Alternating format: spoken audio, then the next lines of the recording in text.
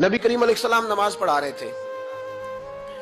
जोर की नमाज थी, असर की नमाज थी। सही मुस्लिम में मौजूद है। हजरत अबू हुरैरा फरमाते हैं नमाज पढ़ाते पढ़ाते नबी पाक ने कदम आगे किया। नमाज पढ़ाते पढ़ाते कदम आगे किया और यूं हाथ उठाया, फिर वापस कर लिया। अब नमाज पढ़ के ना तो सलाम फेरा तो सहाबा अर्ज करने लगे, या रसूल अल्लाह सल्लल्लाहु अलैहि वसल्लम, वो नमाज में पैर भी आगे किया तो हाथ भी उठाया, तो वजह क्या थी? पहला सवाल तो यह है कि आप लोग नमाज पढ़ रहे थे या हुजूर को देख रहे थे?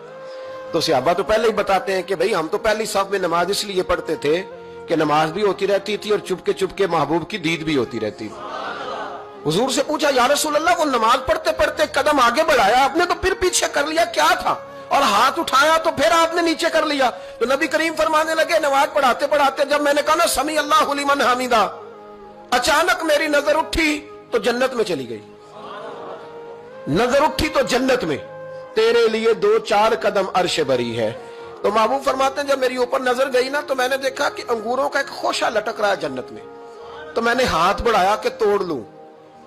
हुजूर खड़े हैं मस्जिद नबवी में और फरमाते हैं कि मैं यहां खड़े होकर हाथ ऊंचा करूं तो मेरा जन्नत तक पहुंच जाता है। फरमाया मेरा इरादा हुआ कि वो खोशा जन्नत का तोड़ लूं और जरा मैंने पैर आगे बढ़ाया ही था तो मेरे दिल में ख्याल आया कि जन्नत राज है, तो राज ही रहनी चाहिए। ये राज खोल गया तो मजा नहीं आएगा।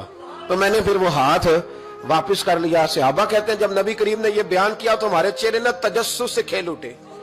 तजस्सुस से हम कोई बात और भी सुनना चाहते थे। तो महबूब फरमाने लगे, अगर मैं वो खोशा तोड़ के ले आता और तुम्हें दे देता, तुम कयामत तक भी खाते रहते तो तुमसे खत्म नहीं होना था। ये सही मुस्लिम की हदीस है। ओ भाई, मेरे रसूल करीम के वाक़या मेराज पे शिकवा करना, कहना समझ में नहीं आती कैसे गए थे। तो तू जो चाहे तो हर शब हो मिसाले शब असरा, इसलिए कि तेरे लिए 2-4 कदम